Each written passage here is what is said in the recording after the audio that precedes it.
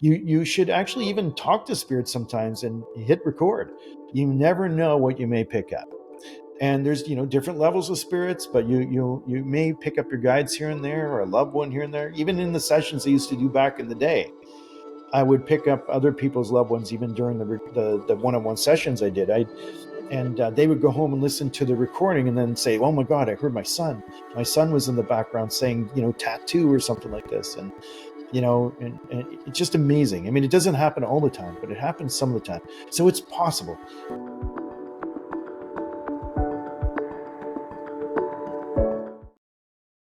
Hello there, You-est You family, soul family. I couldn't be more excited. I literally have this grin that is from ear to ear. I'm so excited for our guest today. Shawn, I knew the minute that I heard you speak, I saw your cards, your book. I was like, okay, my beautiful You-est You family, we've got to connect with you. And I'm so thankful and honored that you're here. Thank you so much for saying yes. Thank you for being part of this interview. And I'm so excited to dive in with you. Well, thank you for having me on your podcast, Julie. It's I think Spirit always has a hand in bringing people together, and I have no doubt that Spirit orchestrated this for this discussion that we're going to have today. I'm really looking forward to it. I am so excited as well. And I will share, so before I record anything, I like to set an intention myself. And then I usually like to set an intention with my special beloved guest. And I thought this would be fun to do it live with you, not to do it behind, where we're not recording, but to record it so that everyone can be part of this intention together. I'm already feeling that power of doing that. And so I wanted to extend the invitation. Would you like to set an intention? We can do it together, Sure. but I would love Absolutely. to I hear. can set an intention if you like, and then you can set an Yes. intention as well, or continue with that intention.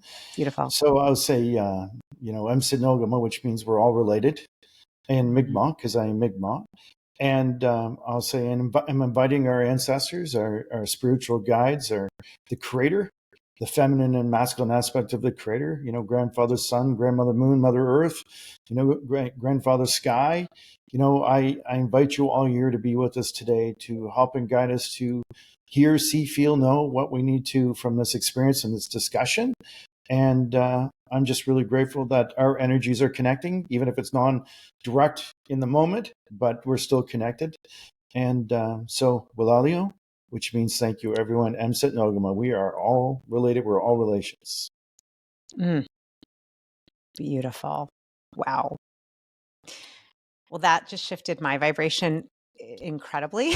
Feeling very lifted, a little high, like high on energy. That was beautiful. I'll just add, may this conversation, which is already connected in, may be a blessing. May it bless everybody that listens near and far at any time. May it bless you, me, the whole, all, and knowing that we're all one. And I feel like it's a blessing to have you here. Well, a blessing to be here with you, Julie. Thank you. I actually would love to start before we get into, so I will just share with everyone, I had talked to Shawn about, so I'll show you his deck of cards, and we're going to have this for those on the show notes and YouTube. I'll have this in the description with a link. Shawn also has a book, both with Hay House, 2 books coming as well, and another course. He's just got amazing things. This deck, though, I have to say is like my new favorite thing in the world. I use this deck, the Wisdom of the Elders Oracle deck, all the time. This is the book that goes with it. I'll just show so people can see. And then the cards are so beautiful. And I know that you picked 3 cards before we met. And then I picked one, kind of asked Spirit, hey, what's a good card to kind of focus on with Shawn? So I want to get to those because, of course, as you were sharing them, I'm like, oh my gosh, these are literally kind of the questions and the subjects I wanted to talk to you about. Not surprised. Mm-hmm. Before we do that, for people that don't know you or your story yet, and being able to, being named White Eagle Spirit Talker, being a medium, connecting into spirit, maybe you can just share a little bit about how that came to be for you, what your experience has been. Did you always know that you could connect into spirit? I'll leave it open-ended so you can share, whatever parts you'd like to bring in. Well, I think every person has a purpose in life. And, sometimes our purpose reveals itself over time. It's not always abundantly clear to us as we're going through life. But I feel, through my journey in life, I've been discovering, my unique and personal connection to the Creator, to my ancestors, the people that I love, that have moved into the spirit world, to my spiritual guides. And, it's been an amazing journey, I say. And it's, it wasn't until my mid-20s that I started to really embrace, this person I am today. I'm 51. I'll be 52 this year. So I'm an old fart at this point.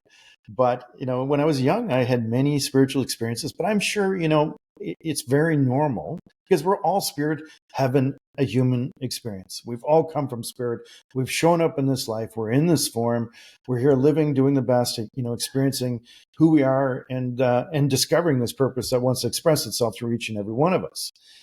And I had many spiritual experiences, like in connection to my great grandparents that I lost very young, and them visiting me, and then losing my father at the age of 15, and having a very profound visitation from my father, which kind of like really, I would say, helped me strongly remember who we are and where we come from.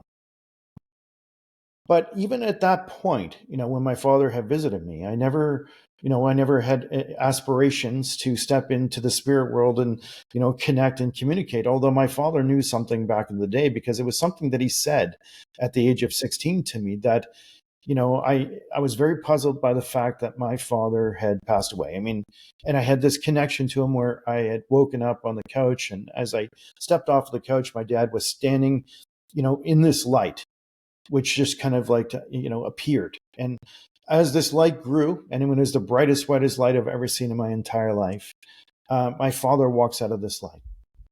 And, at first, because I lost my father, it's been about a year after his passing, I was like super elated. I was like, oh my God, Dad, it's you. And very shortly after, I was very angry with my father. And the reason is because, I was 15. He left me. My mom was struggling. My brother was struggling. It was a tough time, a really tough time. My dad was already gone all the time because he was in the Navy, and he was, always in a ship somewhere in the world, doing things with NATO, etc. And so, when my dad was home, and losing him as I was just working with him on the garage prior to his massive heart attack that he had at the age of 42, which is so very young. My dad shows up in this light, and for whatever reason, I thought it was kind of silly, to tell you the truth, because I was amazed by the light, but my dad appeared to me wearing a long white robe, and I was like, what the hell are you wearing, Dad? Because my dad was a smoker. He hunted, he fished, he swore a little bit. I know he come home drunk a couple times, after being at the Legion with the guys. He wasn't an alcoholic or anything like that, but, he was a guy's guy, kind of a man's man, and not somebody I'd ever thought in a million years would be wearing some type of long white robe. And so that really, kind of struck me first when I saw my dad. And anyway, he just said, and he knew I was angry.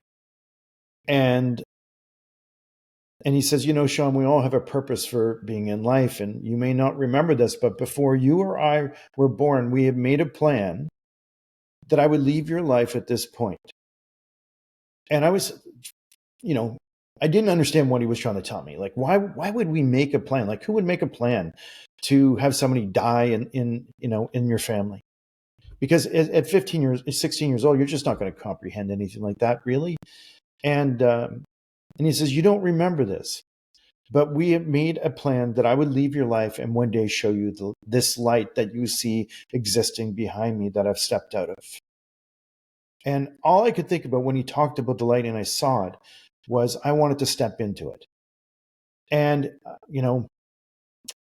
the feeling and the description that I can give you is it was like it had a life form of itself. It was like the Creator. It was just light. There was no place that the light wasn't. And I knew it was home. I knew it was where I come from, you come from, everyone comes from. And that we've moved from that space into this space to live this life and express ourselves in this way. But when I saw that light, all I could think about was leaving here and going home. I even tried to walk around my father, and he got in my way. And he says, Shawn, you're not going to be able to come here, because he says, if you do, you're not going to want to come back. And I said, well, Dad, I'll come back. Like, I'm just going to go check it out. And he's like, no, you can't. I know. And I was lying, because I knew in my heart that if I could get in there, it was going to take whatever, I don't know, it was going to take an army of people to get me out of it, because I just wanted to move back home into the space. And then he'd given me a couple visions. One of those visions was what it would look like and feel like for my mom if I left. And I felt all of her pain and her suffering and remorse and grief, which was very heavy. It was already heavy as it was, because she lost my father a year earlier.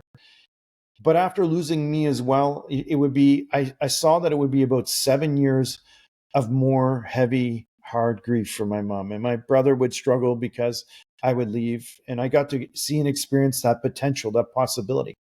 And then he showed me what it would look like for my brother. And my brother would grieve me, but not to the extent that my mom was. And I still would make the decision to go, because I knew that no matter what my mom would go through, that she would one day be with us. No matter how much pain, suffering, struggle that she had endured, that she would come home to be with me and my dad one day. And that she would, because we were all coming home. There's no place that nobody isn't going to go there. So I knew that she would, return to us one day. And my dad said, no, this is not what your purpose was for being here. And he says, you don't remember this, but again, I was here to show you this light. And one day you're going to be helping people understand where we go and where we come from, and understanding the connection between here and there. And I said, well, how the hell am I supposed to do this, right? This doesn't make any sense to me. It's like gibberish, it doesn't make any sense. And I still tried to walk past my dad. And then he said, make sure you tell your mom I'm okay. Make sure you tell your brother I'm okay. And he just touched me in the forehead, and I woke up on the couch. And it was like so profound, because it was so real. It was like the realest spiritual experience that I've had up to that point. And even though I'm now at 16 years old, living a fairly normal life, just pretty much just playing guitar and chasing girls. That was my ambitions at that point in life. Maybe getting a job here and there if I could get one, because I lived out in the middle of nowhere in the country up in Nova Scotia, Canada. And but life just went on. I had a girlfriend, and I was with her for a few years, and lived in Newfoundland with my grandmom for a bit of time. Moved out west to Alberta, Canada, and got a job out there really quick in my 20s. And again, no aspirations to be or become a spirit talker, psychic medium, or do any type of like spiritual work in that way. But I remember what my dad said. And, I did get a job. I worked at an office furniture company for a while, where I made high-end office furniture with an American company. It was called Hayworth. And we did metal fabrication, wood products, etc. And then eventually worked my way into the office. And I was doing like AutoCAD and bills of material. And I worked there for like close to 15 years. And as I was there working, it was then there was a moment that kind of shifted my life really and made me think. And there was a few things that led up to that, but I wasn't quite sure of. I start to have these kind of like spontaneous psychic moments. I start to walk more spiritual path in my life. I was, very active and fit and doing things out in the world and engaged, but I'd also started to pray, and not necessarily like saying, our Father or anything like that. It'd be more just having conversations with spirit and just speaking to spirit from my heart. And then I started to meditate, and I started to become more finely tuned in regards to my intuition. And I would go different places and meet different people, and I would know, or like kind of vibe things out about what was going on with people or situations, etc. And I remember there was this one girl that my my ex-wife worked with. Her name was Jen Syme, and in the book it's a little bit different because I said that she was a friend, and I had to kind of change names and things like this. But the story essence is the same, but in the book it's a little bit different of who the people were, etc. But I used to go to my ex-wife's work. She used to work at Montana's, and not a coffee shop as the book dictates. But so I worked, I went to go and visit her, and I kind of, for whatever reason, I just sit there. I was waiting for her to pick her up and bring her home from work. And I'd always vibe people out, just kind of, I was sitting there, nothing else to do. I would just kind of just observe people. And not to be non-judgmental of anybody, because everybody's at a certain place in their life going through different things. And, one guy would come in and I'd say, okay, well, this guy looks like he's probably like skimming the money somewhere sometimes. And these couple, I feel like they've got a connection. I bet you they're like seeing each other on the side. And so it was all these kind of silly things that I came up with. And then I would tell my ex-wife, what I thought, and she said, "Well, no, you're pretty much crazy. I know these people. This guy's, his father's a minister, and those people are married to other people. I've never seen them even glance at each other, And within a week, she caught the couple kissing. The guy got fired for stealing money, and one guy got busted for dealing drugs. And that was all in 1 week of all the people that I spoke about that one time. And she goes, "How did you know this?" And I said, "Well, I didn't really know it. I mean, I didn't know. I don't really know anything. It's just a vibe." And again, non-judgmental, because everybody's at a different stage of life. And, I'm sure people have done all kinds of silly things in their life that they've learned from and grown from. And it's part of the human experience. And so then she brought a friend, Jen, who I would sit with. And because she heard about what I had said. And she'd been to other people who were very intuitive and psychic and connected. And she really wanted to meet me after hearing what she had told her. So she came over, and she wanted to do a little session. I mean, I didn't even set this up. It was not something I was looking to do. And so she came over for dinner, and we were having a little conversation after, and it led to me kind of vibing her out, like I did with the people at her workplace and my ex-wife's workplace.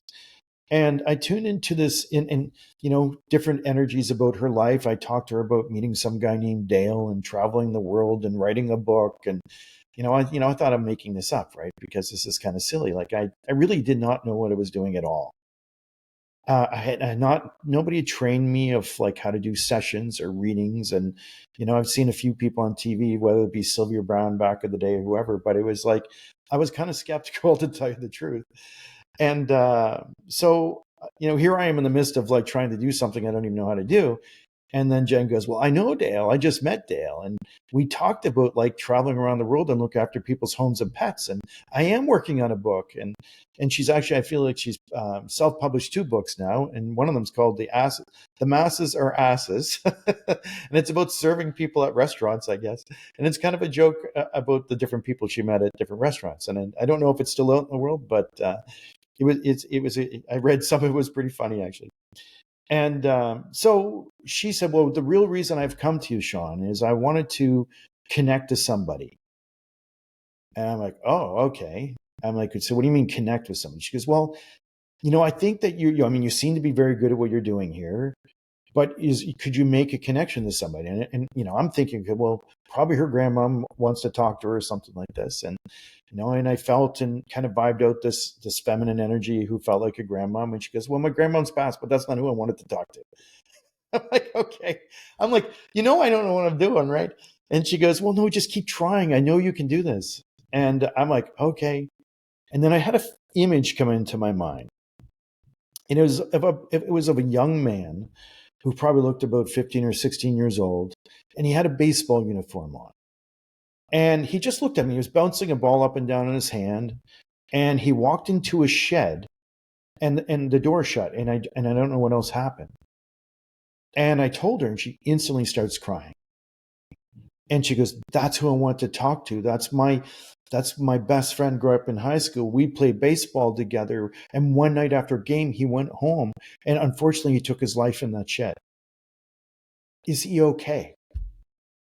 And I'm like, "Jen, I don't know if I can really answer that. I don't even know where this is coming from, because in the moment, I'm thinking this is, and because I was kind of skeptical, to be honest, even of what was coming to me. I thought maybe I'm a mind reader somehow. And maybe this energy that I'm reading from people is like coming to me because I'm able to get into their head somehow. That's what I'm analyzing this very deeply, like trying to understand how this happened. And so anyway, I said, I feel that he's okay. And that's the best I could do because I couldn't really give her a definitive answer. And I felt a peace after connecting. She felt this sense of relief. And, after that, there was I think I probably had 20 other waitresses calling me for a session. And here there was no way I signed up for this. Like what? And so I started to open up and try, right? Is this real or not real? I really wanted to understand this. And it was this guy that I worked with, Orion, who I worked with for many years. And, great guy. We played sports together. He was a Bosnian fellow, but we worked at the office furniture company, and we were both working in the office doing AutoCAD bills of material. And I was sitting beside him, and I heard a voice. And the voice just said, Charlie, Charlie, Charlie. And I'm like, in my analytical mind, I'm thinking, well, Orion's doing something with Charlie on the weekend and they've got plans and this is what this is, because I didn't know, right? So I said, and weirdly, because Orion is like a skeptical guy, and because I've already been telling him some of my stories and he's already been asking me for the Lotto 649 numbers or the jackpot numbers, things like this, giving me a hard time pretty much all the time, which is, it's a guy thing to do back in, when you're young. And so I looked at Orion and said, I got one of these weird questions for you, Orion, but do you know a guy named Charlie? And he paused and he just stopped and he looked at me and he goes, I used to know a guy named Charlie. And soon as he said that, it was an image came into my mind. It was a bar sign in Calgary. And the bar was a bar in the southeast part of Calgary in the Foothills Industrial Park. It was called the Town and Country Bar. And it just like the sign for the bar, and I think it's still there in Calgary, is a big T and C. And it was the T and C. And I saw that sign like clear as day in my mind. Like I was staring at it and just closed my eyes and was remembering what it looked like. That's how clear it came. It was like I just saw the sign, closed my eyes, and was imagining what I just saw. But I had not done that. And I'm like, that is so strange, Ryan. When you talked about your friend Charlie that you used to know, I saw the Town and Country Bar sign. He goes, what did you say? I said, I just saw the Town and Country Bar sign. He goes, that's the last place he was seen alive. I'm like, what? So, you don't have to be too psychic to figure out that, well, if you're last seen somewhere, something happened to you. But I didn't know. And then I started to see this house. And I saw the back entrance of this house, and there were stairs going into the basement of the house. And it looked like an apartment in the backside basement. And there was a little arched roof and steps going down. And I seen him walking down into this basement. And I saw like kind of three shadows behind him. And that's all I saw. And I asked him about that. And he said he didn't know anything about that. And I'm like, okay.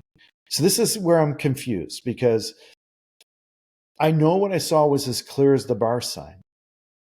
This has happened several times to me now up to this point that I've seen things and people know what I'm talking about.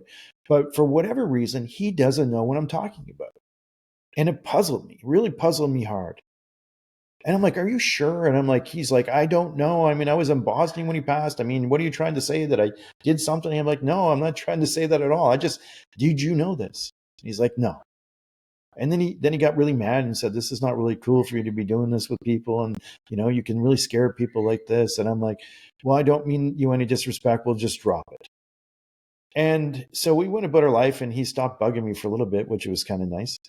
And I picked up the Calgary Sun paper. And the Calgary Sun paper, I would read the sports scores because I used to be a big hockey fan. I'm a Canadian. So there was I was in the Calgary Flames. So I'd pick up to look for the sports scores, and I was flipping through. And there was a story about an unsolved murder of a guy named Manikim Achari. But his nickname was Charlie. And that's what got my attention. So I read the story. And oddly enough, it says that he was last seen at the Town and Country Bar. And where he was found murdered was in this house. And they described the house on a little picture of this little arch roof on the backside, an apartment going down. And I'm like, okay, this is obviously the same guy. So Orion comes in, I put the paper down, and I said, Orion, read this. And he read it. And I said, you remember that little conversation we had back in the day about this? He's like, nope, don't remember nothing. I'm like, baloney, I know you do. I know you do. And he goes, well, what do you want me to say? He says, and I said, read this part about the house. And he read it. And he said, like, what do you want me to say? I said, did you know anything about this? Like, did you know he lived in this place where he was found murdered in this downstairs basement apartment at that address, etc.? And then remember the house I described and how you went into the back entrance and down the stairs? He's like, man, I swear to God, I did not know. Because what is it going to take for you to kind of believe me? And I said, no, I believe you. I believe you. I mean, I made him swear on many people's lives at that point because I needed to know for sure. And he goes, Shawn, why is this so important to you? And I said, Orion, I really need to know you didn't know this. And the reason is because this is very, very strange for me. But I feel like people that have passed away, that are in the spirit world, are communicating to me and they're telling me things, they're showing me things. And I don't understand them all, but I know that they're coming to me. And I know how it's coming to me. I see things, I feel things, I hear things. But if you don't know, because for the longest time, I've been thinking that somehow I've been reading people's minds and I don't, but if you don't know it, that means it's not in there. It's coming from somewhere else. And he said, I swear to you, Shawn, I did not know this. Now drop it. And then he got mad and he said that somebody had to tell me about him. And I'm like, and like, how did you know this guy? He goes, well, I worked with him at the airport like 8 years ago. I'm like, I didn't even know you worked at the airport 8 years ago, let alone you worked with a guy whose name is not even Charlie. It's Manik Achari, who you've nicknamed Charlie. Like, how am I supposed to put all that together? He goes, I don't know. I said, did you ever tell anybody about this guy? I don't think I've ever talked about this guy with anyone, to tell you the truth. And so we agreed to drop it. And it was a moment in my life. And I remember what my dad said, that I would be helping people understand how this connection takes place between here and in the spirit world. I'm like, no way. Like, how is it that my dad knew when I was 16 years old that somehow in my life that I would be understanding, and I call it a language of sorts. It's a way of communication, through clairvoyance, clairsentience, clairaudience, claircognizance, and many people may understand those words, but at that time I did not. But I knew there was a form of communication that was taking place from spirit. And it was like in that moment, it was clearly understood to me how this language works and how it comes to people. And then I really delved in to wanting to understand deeper and more. And it led me on this incredible journey of like even learning more about who I am as an Indigenous person. Because as I connected to my grandmom and, throughout time, I mean, I wasn't really big into my culture. I mean, when you're young, right? You're living life and by the seat of your pants at most times. But as I started on the spiritual journey and, I was looking for people who would know deeper through my own culture, through Indigenous culture, through ceremony and talks and discussions. And I started to then put out the spirit, bring me people, send people to me. They're going to help me understand who I am as a Mi'kmaq Indigenous person and the connection that my people have with spirit, so that it can enrich and help me know greater, that divine connection that I feel that Indigenous people have had for a long time. And I'm not saying it's only connected to Indigenous people, but, we as Indigenous people have had ceremonies where we spoke to our ancestors. And many people call them your spiritual guides or what have you. I mean, your people that you love. I mean, I know that we're all guided by people, that are in the spirit world. And some of them are our loved ones. And some of them, you can call them your ancestors going back 7 generations or or from us 7 other lifetimes that you lived, who knows? But there is people with all of us, whether you know that they're there or not. They are absolutely freaking there. And, the many experiences that I've had, which I've wrote about in my book called Spirit Talker, which I'll show you here, which is also published with You-est Publishing. I shared a lot of those stories, not every single one, but I shared a lot of that progression of understanding of this person I am today and how I express myself as what I call a spirit talker. And, through meeting different elders and through speaking with spirit, talking to my guides and, inviting, people to come to help me learn who I was as an Indigenous person. This one fellow showed up out of the blue, and there's a whole story to even how that all kind of transpired, which is just incredible. It was a fellow, an elder named Joe. And Joe had shown up in my life, and he's the one who had given me the name White Eagle Spirit Talker. He had gifted me an eagle wing, which I have up on my shelf here, which I use for different ceremonies and smudging and clearing, etc. And and since then I've shot a TV show in Canada called Spirit Talker as well, and the channel in Canada is called APTN, which is Aboriginal People's Television Network.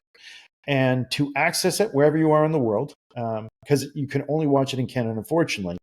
But if you have a VPN and say that you're in Canada and go to aptnlumi.ca, so aptnlumi.ca, you get a week for free. So you can watch Spirit Talker and check it out if you choose. And I'm actually in talks right now with You-est of potentially having Spirit Talker, because I just finished filming season 5. And season 4 has been released on the network here in Canada. I'm in talks with potentially that You-est may stream it on their online channel somehow. But we will see. I mean, I'm not making any promises, but I've given them the option for a first right of refusal before we start shopping around other places, because I think You-est is an amazing company who represent various different peoples, including Indigenous people as myself and the cards, etc., and the works and teachings that I'm providing. I think, and I know this from yourself. I mean, everybody's been reading You-est books forever, whether it was Louise Hay or Wayne Dyer, whoever. If I ever publish, I've always wanted to be through You-est Publishing. And I did self-publish a book that is no longer for sale, mind you. It was called The Language of Spirit, and you won't be able to find it anymore because it's no longer for sale. I self-published through Balboa Press, which was a sister company of You-est. And, that's not exactly how it all worked out with You-est, but I did self-publish. I sold, I think, over 5,000 or 6,000 copies through Balboa Press personally, through my ventures in life, etc. And then I got to tour with John Holland, who is also another You-est author. I did a couple of events with him, and we just clicked. He's a good guy, and and I think that he saw my ability to reach and connect to people in the way that I do. And next, everything just aligned. And here I am. And I wouldn't be speaking to you, Julie, if all these sequences of events didn't happen to allow me to publish with You-est, allow me to do my online session with James Van Prague, etc. And now I'm here today. It's just so strange how everything just kind of connects together. It's just amazing. It's just such a beautiful tapestry. I'm seeing this image of a gorgeous tapestry, and the back are all the threads, and you're like, this is not making sense, and you flip it and it's like, oh my gosh. And so as you're talking, and just was really moved hearing your story about your dad, your father, and that real how real that was and was for you, and his saying to you, really, you're going to be, this is your purpose. It's so inspiring, Shawn. Part of what I love in sharing your story is, and you started out this way, we all have a purpose. Part of the idea of, your you-est you, it's like we're all one, and we're also all these individuated expressions of the divine. So by you deciding to go deeper and to then go deeper into your own the Mi'kmaq, people, tradition, learning more about how to connect with spirit, following the breadcrumbs, you saying yes to that. It's like we're here today, and this is my prayer for everybody listening, is just the beauty of everyone's tapestry, right? Of following spirit. I have so many questions, but I think one of the which one first? Which one first? By the way, I'm laughing. The other thing I just occurred to me, because he's not been on the show yet. I will have him. James Van Prague. I ended up spending a week with him in Sedona about a year and a half ago, when he was premiering one of the films at Illuminate Film Festival. And I had volunteered. My dear friend started it, and she's like, "Can you help with the airport and pick somebody up?" And I'm like, "Yeah, whoever it is, great. Just put someone really fun so I can talk to them." And I was like, "Oh my gosh, this is the most fun." So it was James and his, it's more than, his like manager, Kelly, who's amazing. It was one of the most fun week experiences of drive. We just had the best time. And I saw the event you did together, and it just occurred to me, I was like, I heard you, and I'm like, I have to have him here. Like, that's what will happen, just so listening to spirit. And it said, contact Shawn. You must have Shawn here. So it's just beautiful. I love seeing the back ends of our tapestries. And now it's like, oh, there's a thread weaving us together and weaving everyone listening together. I am curious, because so sometimes I'll hear questions, or I'll sense questions that might be asked. And for someone who's listening, who's like, okay, you've developed this skill as a spirit talker, which is fantastic. But for someone listening who's like, I'm just like at the baby steps, or I'm starting to hear or sense or see or feel, do you have, and I would imagine your cards are part of this, but what are some of the wisdom you could share, ways that anyone tuning in right now who would like to connect more to their heart, their higher self, their spirit guides, their ancestors' spirit and itself, what are some ways that we can all do that and really develop this beautiful, I would even say, it's a birthright, that right. ability. Absolutely. I think, we're all, no matter what culture you are, we're Indigenous from somewhere in the world. And through my culture, and what I really learned from the many elders that I've met through the years that I've connected to from the TV show, and elders that are local to me here in Eastern Canada, and through different ceremonies, is even though there may be different cultures and different languages and the way that we approach spirit, or there's a similarity. There's this discussion, this talk that we have. So when you're having a pipe ceremony or a sweat ceremony or a talking circle, there's this invitation of spirit to be part of it. And speaking to spirit like spirit's actually listening to you, not like thinking that it's like, and I think that's really what prayer is the conversation you have with your ancestors, with the spirit world, and it's that continuation of that conversation that will be ongoing, the invitation to help guide you, to direct you, to be part of this, to help you understand further, to send you the right people. You're being heard, because all of the things that have transpired in my life, is a tapestry, right? And, what sews it together, is that invitation, that conversation, that interaction that you have where you speak to the spirit world and tell them what you need help with, what you need guidance with, and speak verbally out loud. All Indigenous ceremonies are one where we would smudge and, with different medicines, whether it was sage or cedar or sweetgrass, and making a tobacco offering, etc. But then we have this conversation where we honor all the directions, all the four directions, mother, the creator, mother earth, and then even your own self in this conversation, because, you're equally connected to everything. That same light that's in grandfather's sun and in the core of mother earth is also in your heart, right? Where there's a connection to that sacred light through us all in the physical form. And, but also one of the 4 sacred fire teachings, which I'm going to be teaching about here with Heyo soon through an audio course, is through the ceremonies. And the ceremony fire that we have, and it could be that you light a candle, you light a bit of medicine, and, and a lot of people think that, hey, if something is going on in your life, I should light some sage, and just walk around the house and just, wave it through the air and it's going to do its magic, right? There's some truth to that, but, the greater truth is that sacred connection between the sacred fire, the ceremony that you're performing, grandfather, son, mother, earth, and you, and the words that you speak into your medicine as you use it. Mm. That's what gives it that enormous, uplifting power. So it would be a lot more effective if you speak, words into your smudge, and that's what fills the space, that what fills the air. That's what is that smoke is carried up to the creator and all around you.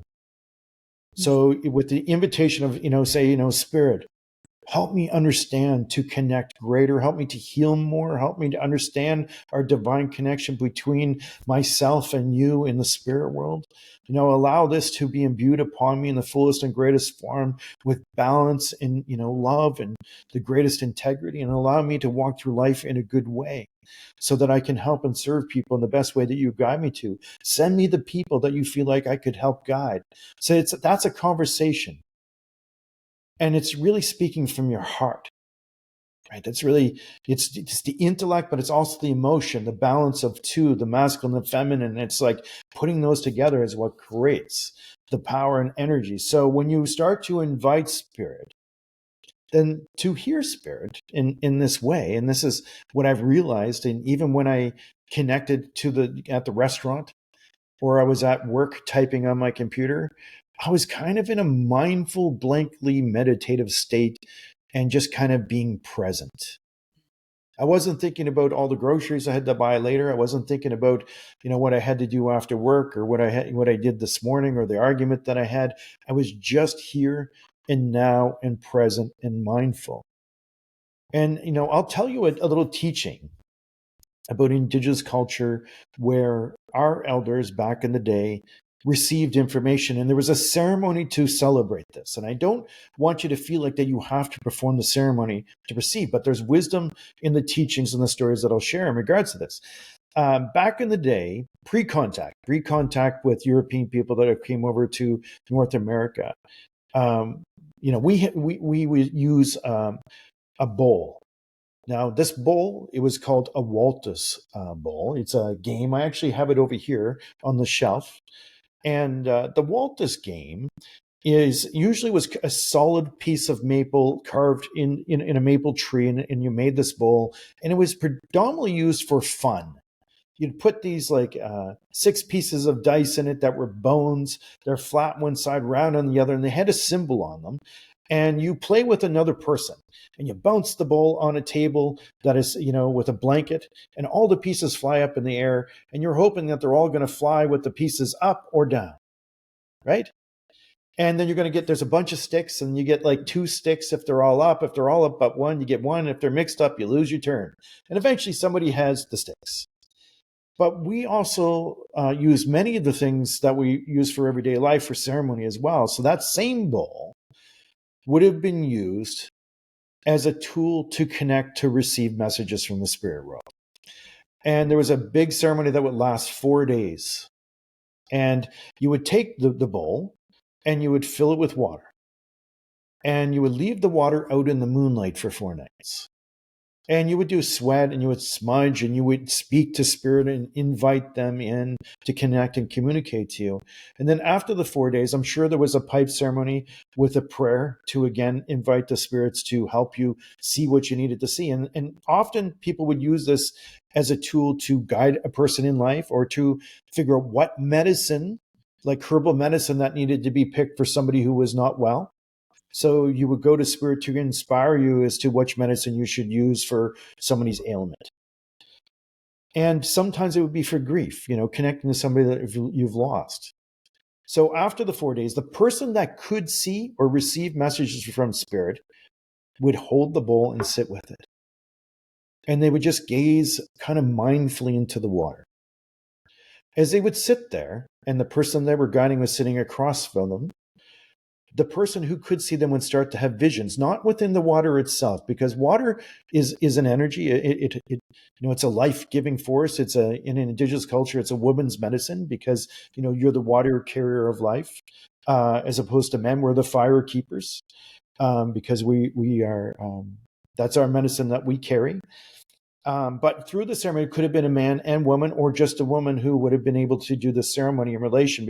But it would take two people, not just one, because of honoring the sacredness of the fire and the water itself. But they would sit with the bowl, and then the person would then gaze into it for a bit of time, and they would have visions about how to guide that person, what medicine should be picked, what message needed to come through to give that person to help them through their grief, etc.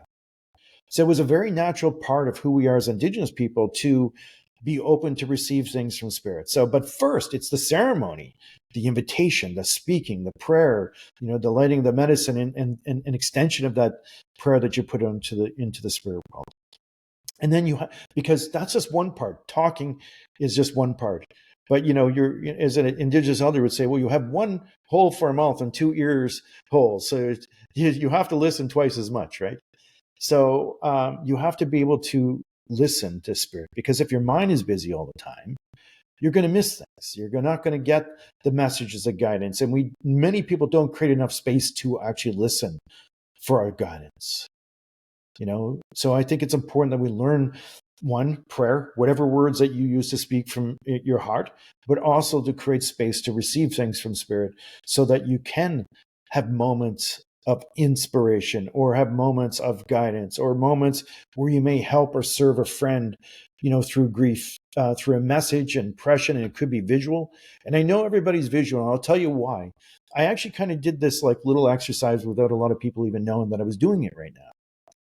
That as I described the whole story between the Waltz game and playing it, to sitting there, holding the water, staring into it, I know every person that's listening to this interview imagined what I told you. You've never seen that ceremony in your whole life, but yet in one form or another, in your mind, you had imagined it, you had visualized it. So you have an ability to see, but it's because you're sitting here listening, being mindful to what I have to say. But imagine, what does spirit have to say? And if you can create space in your mind to be receptive, then you can receive as well. And, and understanding that, I saw the divine language of spirit itself in some way, and understanding like the different meanings of things. I mean, because everybody's vocabulary is different than every other person's. And, some things are literal. They mean spirit literally this. And sometimes they're figurative. And you have to understand, what did they figuratively mean by giving me this? And sometimes, as the person who is the medium, the person in between here and the other world, when you raise your energy through spiritual work, meditation and prayer and smudging and ceremony, etc., and just walking through life in a good way, I think that's an amazing part of being mindful and present and lifting your energy. Just being a good person, that's a good way to like raise your energy too. And then when you listen, work with the energy that comes to you. And don't think you have to understand it all or know everything. And, I think a lot of people think, because on TV, they psychics this, psychics that, or it's like, you can't tell me the lottery number, so you're not really psychic. I mean, that's ridiculous. If we're all meant to know the lottery numbers, I wouldn't be here talking to you today. I'd be like sailing my boat in the Caribbean somewhere, I'm sure.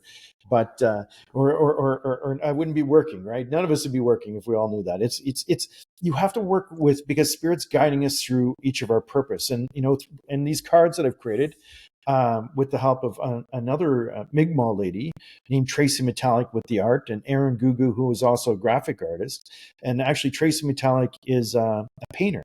So, I mean, these cards have symbols on them, right? They have symbols.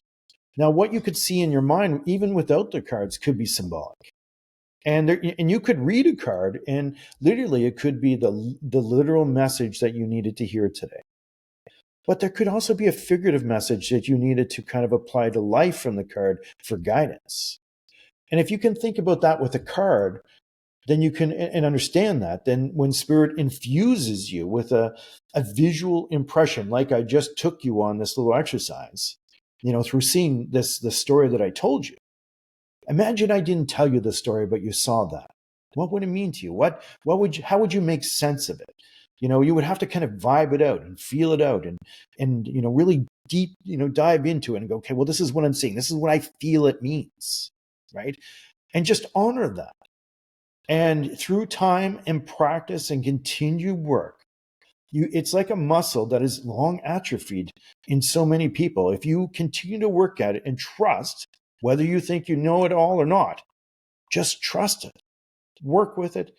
And, to your own amazement, you're going to realize that it's not just people like me or like you, Julie, or, people who are professional psychics like, John Edward or, John Holland, James Van Prague or Teresa Caputo. I mean, we're all connected. We've just learned the language. We've just learned how this works and understand that process a little bit deeper. But you can too. It's not like an elitist group that only some people could do.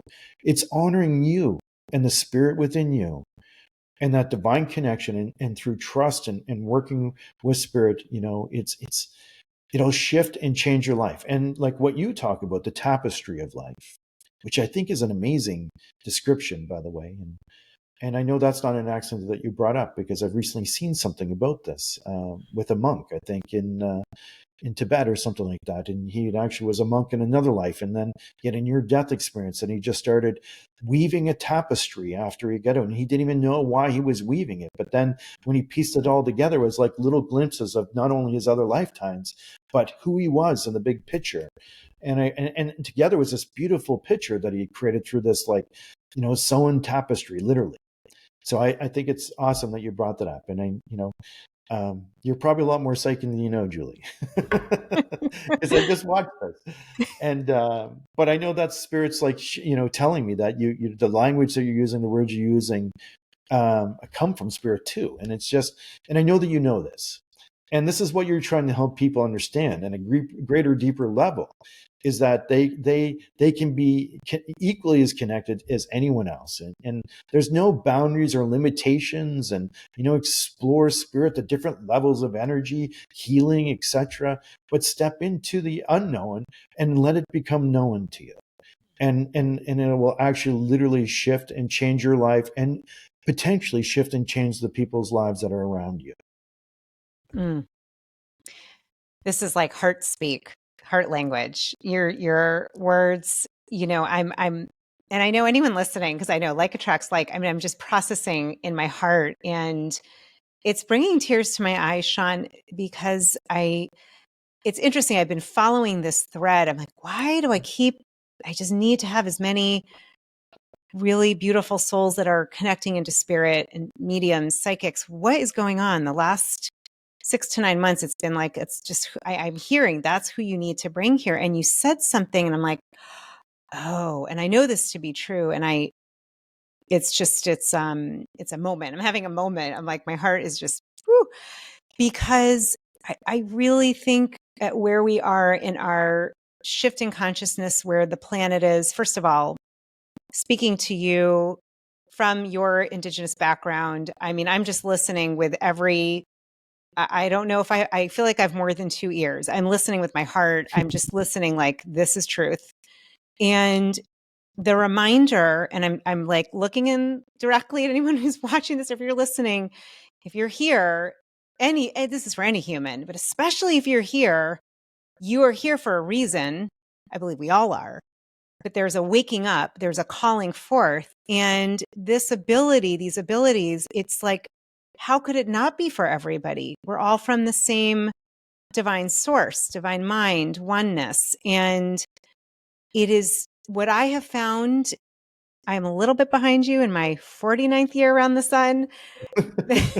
Not that far, a little bit farther behind you. But no, I found that there's a whole different way of living when we allow the divine to speak through me. When I get outside of when I take my will and I'm like, put it to the side. And I actually like life way better that way. And I just feel this strong desire for as many of us as possible to experience this, because I do feel love is at the core. It's what I hear you saying. It's what I can feel in your words. It's what I can feel in, and it's interesting. I really feel like I could start crying. It's so powerful. Even what you were saying about, I mean, it's just like tears are right behind my eyes. I'm going to hold them because I don't want to lose myself here. But I will say that the prayer, the idea of speaking out loud, there's so much wisdom in that, and not just smudging, but really talking to spirit and knowing this all loving creator and creative guides that are with us, like literally are so in love with each of us, and saying, I mean, I just was like, oh my God, why haven't I said, yeah, please help me, guide me. I will think that, but I haven't said it out loud. And I'm just having a moment of, I think that would actually be very healing for many of us, especially the women folk, but men folk and anyone in between, healing that, not feeling good enough, not speaking your voice, not speaking your truth. Something as you're speaking, I'm like, oh, this is throat chakra healing too. This is like deep. I mean, I'm getting really flushed here. Just, it's deep healing to speak the way you're talking about, to speak out loud. And so, this is such a sacred conversation. I'm having these like lights go off, and I love what you said about, in addition to speaking and conversing, we also have to be able to listen and receive. I even get the masculine and feminine energies of that too, the speaking, the putting it out there, and then the receiving, the feminine. I don't know if that's part of it, but I was feeling the beautiful flow of energy. And it's so beautiful. All I can say is thank God you listened and followed your heart and your purpose, because it's conversations like this can change the world. That's the point. Yeah. And that's really what it, we're all moving into higher level of consciousness. That's, back in the day, I think we'd hoist certain people to be like ascended masters, let's say, like, Buddha or Muhammad or Jesus. But we have to learn to be able to step into that kind of consciousness ourselves and not look for thinking that, one person's going to save us, but we're all going to save us. We're all not that we're lost, but we're all the ones that's going to change the world.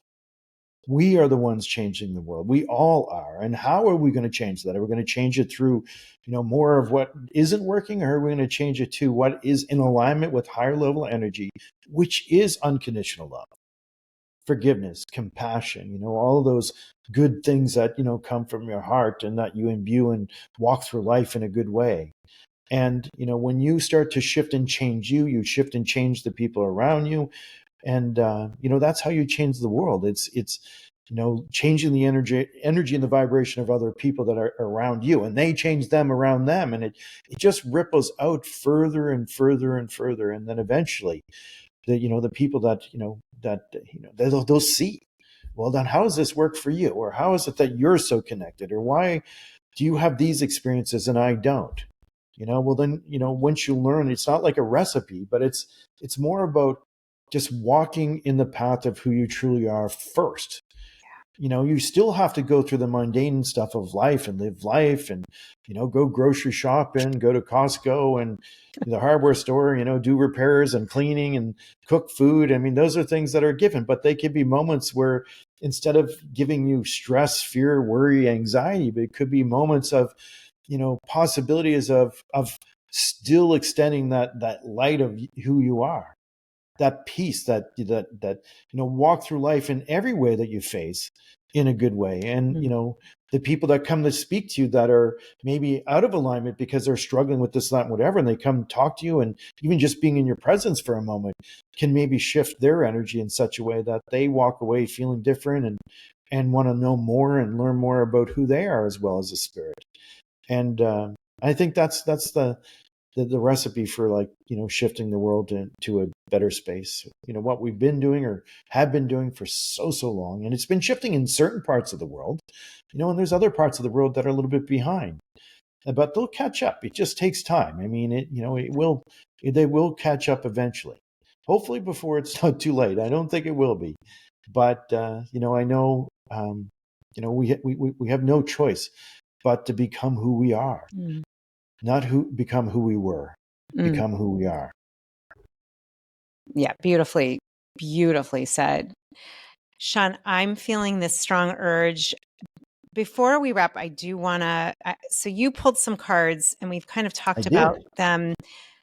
I would love to just touch upon them, and then I do want to talk about this card I pulled. I said for the intention, pull a card that represents Shawn that is something you can talk about, and it was the 5 respect card with the bison and buffalo. Before we do that, can you just touch upon the 3 cards that you pulled? Okay, well, I pulled 3 cards before I come on. I pulled on the Sage Sacred Medicine because I did speak about sage today, and you actually previously showed me that you had a little bundle of sage and cedar, and you actually pulled another card yourself that had cedar in it. So I think those complement each other fairly well. And we did speak about smudging, the extension of your prayers and words. And, even though I've written about Indigenous medicines in the card deck particularly, those are medicines that Indigenous people carry and walk with pride and use in their ceremonies, etc. But, I have other medicines here too that I don't necessarily use, but people have gifted me, like frankincense, and I have myrrh, and I have, the stick here from another Indigenous, I think it's called Palo Santo. Palo Santo. Right? Yep. Yeah. I haven't used them because those are uniquely 2 different cultures. It wouldn't be that I couldn't use them. I just respect where they've come from. But you know what? There's all kinds of medicines that you have in whatever culture you are, and it's not like sage is better than frankincense or Palo Santo. What makes your medicine special? Whatever card that you pull in regards to that, there's meanings to each of the medicines that I've written about in the deck. But it's the words that you speak into it when you use it. It's the ceremony when you inject your heart and the words that you speak with spirit as you utilize those medicines. The wisdom that I have in the cards maybe guide you in regards to what those particular energies are trying to help guide you with in the words that you should use. But you could literally use any medicine, just so you know. Now, the other card I picked is the Plant Nation. And the Plant Nation, especially in Indigenous people and in many Indigenous tribes and things from all over the world, we didn't have a pharmacy. We didn't have, a place or even doctors. We had people that delved into the understanding of medicine and herbal medicine and how that may help you. And literally, I feel like there's a whole forest out there that we could learn about in regards to different plant medicines that you could make a tea or a salve or etc. and maybe treat some minor things in life and maybe even a combination of things. And I'm not saying, doctors, and the creator made doctors too, just so you know, and even pharmaceuticals if need be. But there's still also plant medicines that we have forgotten about. And it could be easily that you go in your backyard, pick something, and just make a herbal tea with it. And it could actually treat or help you with particular ailment, from arthritis to, for many things actually, or for even with breathing or asthma, like in regards to mullein pants and stuff like that, So I was taught that my great-great-grandmother was one of the last medicine women in Mabugak First Nation in Newfoundland. And she was actually the last person. And to think back about to my great-great-grandmom, that she actually lived in a wigwam too. I mean, she was resistant to moving into a house. So she was really, still living in her old ways and knew a lot about plant medicine and shared some of that with my grandmom. So I wanted to honor her and the teachings I've received from different elders like Patricia Toulouse in Ontario, who's a plant medicine expert, Indigenous lady of the Anishinaabe Nation. And I talk about her in my book as well. Now, the last card I pulled was ancestors and spirit guides. And you can see this lady who's, there's the moon energy, grandmother moon in the background, the divine feminine, but also the orbs of light, because our spirits are all like orbs of light. And in the orbs of light, there's unique different faces, which you can call your guides. And I believe we all have at least 4 guides that work with us at different stages in life. And they come at different, in Indigenous culture, we have what you would call the medicine wheel. And I don't know if people are familiar with it, but, in the infancy of life, you may have one guide that works with you through life. And then when you move into, the youth of life, another guide may come and help you. And then when you move into the adult stage of life, there's even another guide that comes in. And then at the elder stage of life, another guide will come to help guide you through that. So we don't just have one, we have many and several. And I feel at least four that will walk and help us and guide us through life in different ways. And some people out in that are watching us today may be aware of some of their guides. And, I've only recently become aware of a third guide in the last few years who I have never heard of before, but she just appeared out of the blue. And it was one of the coolest things of how I learned about her. Well, a couple of reasons. I always had Sam when I was young, and then I had Victoria when I was a little bit older who came, and she helped me enormously understanding this person I am as being a spirit talker and as a psychic medium. And that's her forte, let's say. But there's a new person that's working with me. And I think this new light that I've stepped into with Hay House and TV and etc., that she probably is helping me kind of manage or balance that out in a good way. And her name is Eliza. And anyway, I've dreamt of her a couple of times. I didn't know who she was. And, I've been since my mid-20s working as a professional psychic medium. And here I have this new guy I never even heard of before. And she just showed up out of the blue. And then I was doing a little thing with some people, and I was recording, because sometimes in my ceremonies and my sessions, I record them on audio, and I'll speak to spirit. And every now and then I'll catch spirit talking back to me. And I have many different spirits. If you go to my YouTube channel, you could hear a clip of some of the spirits that I've recorded over the years. You'll actually hear one of my guides, Victoria, talking in one of the clips. But on one of the clips that I recorded, because I didn't know who Eliza was. I didn't know. I know I met her a couple of times in dreams, but then I recorded Sam and Victoria talking to each other. And they were talking about someone I've never heard of before named one of my guides called her Eliza and the other one called her Eliza. So I'm pretty sure it's just, dialect, but now I know who she is. But it was a very unique way that I was able to kind of figure out who she was, is because I recorded my guides talking to her when I was doing this little session. So you should actually even talk to spirits sometimes and hit record. You never know what you may pick up.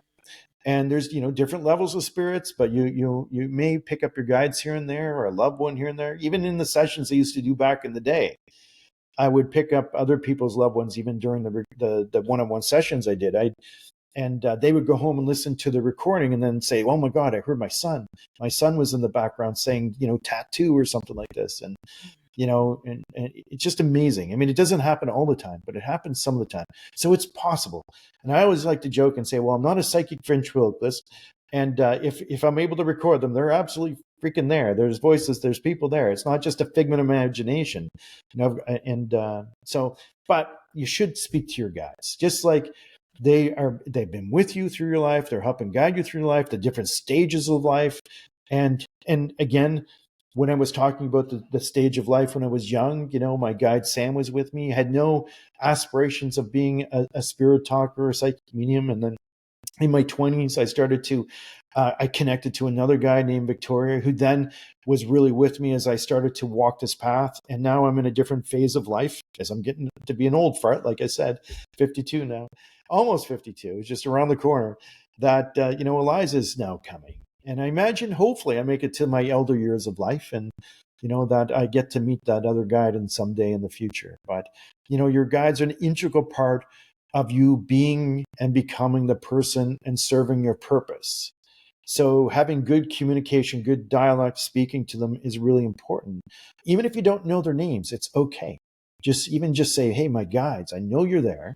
I give you permission, one, to let me know who you are. I invite you to visit me in a dream. I'm inviting you to connect to me, find unique ways to give me your name, and just be open to that and just see what happens." Because once you open that door of invitation of your guides coming in, they will hear you. They do hear you, especially when you speak to them clearly from your heart, and perhaps using some smudge medicine when you do it. But those are the cards I pulled. Fantastic. No, that's so good. I love what you shared. I will share this story for another time, but I had a really interesting experience. So funny, literally this morning, of course, when I was doing my meditation, I had this thought. I had never had it before. Maybe I just really want to know who my guides are. Maybe I should say it out loud. Maybe not just, so it's funny you said that. I did have an experience a few years ago, about five years ago. I was really I just want to know one of my guides. Who is my guide? And I went right from there to an event, I remember getting dressed. I got into the road. I didn't really think anything. And about 2 minutes later, this huge tanker, like gas tanker, drove by. I can't tell you for sure if this is it, but I will tell you it shook me, because on the cage of the side of the truck was actually a Native American like chief picture, like very distinguished, and it had my birth date on it. It was the wildest thing. And then it had this name, and I was like, is that my spirit guide? Like, what just happened? And when I see it about twice a year on the road, usually when I'm asking for questions to be answered. So I don't know for sure, but it felt really connected. And I just remember thinking, wow, that's amazing. If that Indigenous being elder is, I mean, I hope he's with me. I'll take that one. Thank you very much. I feel like I won the lottery. Absolutely. I was like, Yeah, please. absolutely. I So mean, neat. I would, what does your intuition say? What does your heart say? What does your Yeah. gut say in regards to that? And that's the Yeah. truth meter right there. It's just what you feel. If you feel it, Yeah. then it is so. Yeah. You I know, felt it. it's the most important part. You have to honor that Yeah. vibe within you, and then it'll always speak truth to you if you really listen. Very good point, Shawn, because I could hear my left brain, and all of a sudden I got a little like, oh, I feel a little funny saying this out loud, and I have never really told anybody. And now why am I doing this on my own podcast? And I could hear the left brain like, who are you to tell this Indigenous person who's a white eagle spirit talker that this, my story? And the truth is, I started crying. I actually started crying because I could feel it like looking at me. I mean, it was just, and I've seen it a couple times a year since then. I mean, I every time I've seen it, I'm like, that I just, this image, I don't know, it feels very true. So I think for anybody who has these signs, I love what you just said. Thank you for coming back to the core. Feel it, go into your heart. Don't go into the left brain, the ego. It's going to say like, no, you're making that up. And I really appreciate that you said that.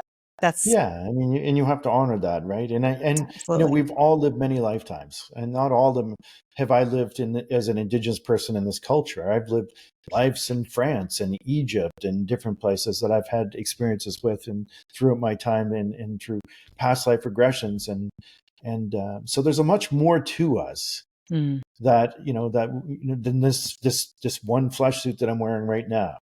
Yeah. And we have probably been many cultures and connected to many people. And some of those people that are our guides right now have had lifetimes with us, or we've lived with them before in other lifetimes. They may have chosen not to come into form this life, but they've come in to learn and grow through your experience and help you to become the greatest person that you need to be through this experience that you're expressing. Mm. And it could be that you've lived another lifetime with this culture. It's not too far out there to think that. I mean, if it's equally strange to think that that I'm actually this person today as it is that I was someone else before. Yeah. It's no stranger. I mean, one day I won't be in this body, and I'll say, well, once I was this Indigenous fellow from Canada. It's equally as strange to think that you could have been an Indigenous person yourself in the past, or from Egypt, or from Africa, or what have you. And I think a lot of people, there's a depth to us that knows and have been drawn to specific cultures and maybe not really know why. And there's a reason for it. It's because we've lived many lifetimes. Mm. We spend time here, we go home, we spend time there. But this is the greatest show that we could come back to and learn and grow from. So we keep showing up, and if we don't show up here, we'll show up somewhere. And even in Indigenous teachings, we even talk about the spirit road, meaning the Milky Way, and that there's many other stars and planets and people that we could become in different forms and even different levels of energy. So it's not too far out there. I mean, we're in a level of energy now. We're just scientifically, if you look at us, we're just energy vibrating with consciousness. And but yet we still are having this experience here, and it's no stranger to think that you could have been someone or being connected to people before, or that you'll be someone again someday. Beautiful. Well, I appreciate and for all our lovely, beloved listeners, if you're hopefully still tuning in with us and sending love, thank you for being with us for this conversation, because it's so powerful. To just remember to feel in with your heart. And it's not just this bodysuit that we're living in. There's been many, many, many, many other lives. That's a great reminder as well, Shawn. before we do wrap, maybe in your own terms and words to talk about, it felt like this card really resonated. I'll show it. So if you're watching, Okay. you can see it's so Buffalo. beautiful. I've pulled this before. It's the number 5, respect, bison and buffalo. And you said, oh, those are my totems. Could you talk just for a minute or two about bison and buffalo, but also I think you said the 4 animal spirit totems, and a little bit about how do we tap into that? What does that mean for you? Yeah. Well, just as we have different spiritual guides, there's different animals that are spiritual guides in relation to medicine that they carry in life. And, in the deck, there's 7 grandfather teachings, which are traditional teachings that have been passed on from generation to generation. And they call them the 7 grandfathers. And each different animal represents a different teaching. And the buffalo particularly represents respect. And, there could be, and, the buffalo itself has been life-giving to Indigenous people because, when, we harvested buffalo, there was nothing that we did not use of the bison or the buffalo to support us or sustain us or help us through life.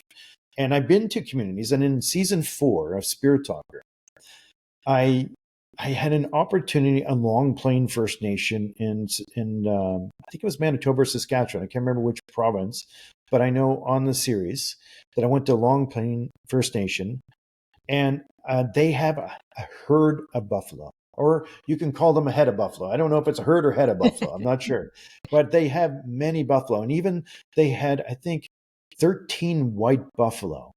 Oh, wow. That are very distinct. It's very like 1 in, I don't know how many millions of chances of white buffalo being born, but they've had one, and they've been reproducing amongst themselves. So the white buffalo, or even like they call them the spirit buffalo, any animal that comes in regards to white is a spirit messenger. Now, as Indigenous people, we care for the buffalo now because they're not able to care for themselves anymore out in the wild because the population is so sparse, and the way that the world has gone, there's just really very little of them left around. So we now are the caregivers of buffalo. So there's a mutual respect. They've given us life, now we give them life. But when you draw that card, the bison or the buffalo, I mean, I know back in the day we used to call them buffalo, and they said, well, that's the wrong word. Now you got to call them bison. And, but, respect could apply to life in many ways, right? And that card could represent symbolically that, maybe we need to, go approach a situation with respect, or maybe we need to speak to somebody who is not respecting us in a good way, and that we need to speak our truth, and that we need to just be honoring that medicine of respect in our life. And so I would say, think about, what do you need to approach a person, place, or situation in regards where you have to bring respect. And maybe right now, I mean, a lot of this is in the world where there's an upset, there's an imbalance, right? When you have imbalance, the world goes into chaos a little bit, and that's why the buffalo care for us, and now we care for the buffalo as Indigenous people. But in the world, there's a lot of non-respectful cultures amongst each other. Let's say, whether it's Israel, Palestine, or Russia and Ukraine. I mean, I'm not saying there's no greater, we're all one. There's no nation that's better, and there's wrong in all nations, and even in Indigenous people, there's wrong.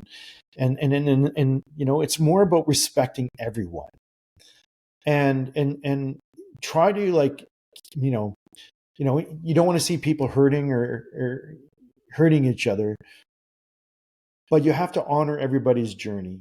You have to respect that they're going through a process. We have gone through it. And if not, your generations before you have gone through it. And everybody's evolving in that tapestry. And you may see the darkness of a particular tapestry, but there's a lot more going on than we can see in the world. That doesn't mean that you don't speak your truth, or you don't say things, but what you do is you do it respectfully. You do it with kindness and respect for the people, all people involved, but you also do it with a good heart. And this is a good way to approach life, people, situations, is respect. And maybe that needs to be exemplified in people greatly today. Beautiful. Mm. Your words, I must say, all the practices, the ceremonies, the rituals, what all of what you've been doing and what you're teaching, it's like it oozes out of you as you're speaking, Shawn. And this aspect of respect, it's a beautiful example with the bison, the buffalo, now caring for them. And I think about, having parents that are aging and caring for them. And then also that idea, that reminder to respect ourselves, to really come home are you respecting yourself, mind, body, Right. spirit, all these different ways. And maybe even using that bison as a totem, as a reminder of respecting ourselves, the earth, people around us, people with different opinions, people who have different ways of doing life, their journey. I think it's a beautiful, very Absolutely. powerful reminder. Yeah. Never forget yourself in all of this, because, Yeah. in all the 7 directions in Indigenous teaching, you are one of them. Love yourself unconditionally. Mm. And don't be hard on yourself. You always speak good words about yourself, think good thoughts about yourself, and walk through life in a good way, because that's, you're not less than, you're equal to every other being that's walking upon this earth, or whatever has walked upon this earth, whether you're ascended master or not. They would, if one of them were to come down from the other side right now and speak to you, they would not say, I am better than you. They say, I am you. I am you. Mm. I think we end it right there. That is so powerful. I am you. Yeah. Well, I want to thank you from the bottom of my heart. I can feel from the bottom of all the many, many, many souls, the hearts that are going to be tuning in from around the world. Beautiful global audience of just amazing light workers and change makers. I can tell you right now that this conversation opened many, many hearts and more communication to spirit. That makes me so happy. It makes me so happy. Me too. And you're part of that, Julie. You're absolutely part of that. You're one of those people. You're one of those people that are rising up to help bring light to the world and wisdom. So I appreciate you. I thank you. And I know your whole audience does wholeheartedly as well. And, continue the great work you're doing and inspiring everybody to kind of be the greatest self, the greatest you.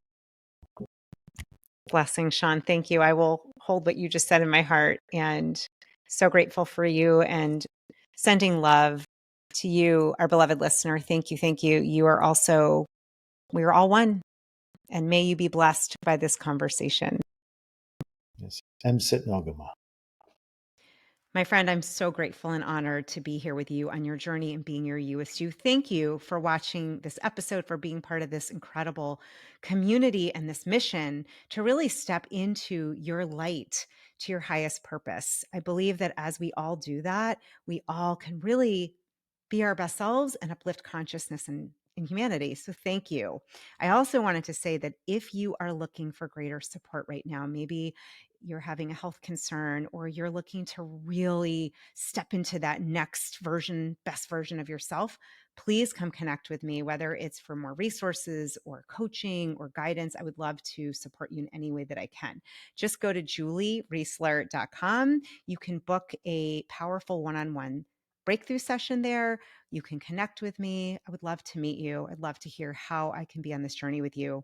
And before I forget, if you'd like a little more of this good vibe tribe and would like to digest these episodes with a high vibe community, just go to Facebook and look up the You-est You Podcast community. You'll find us there. Love always. And thank you so much for taking the time and energy to truly stepping into your authenticity and being your You-est You.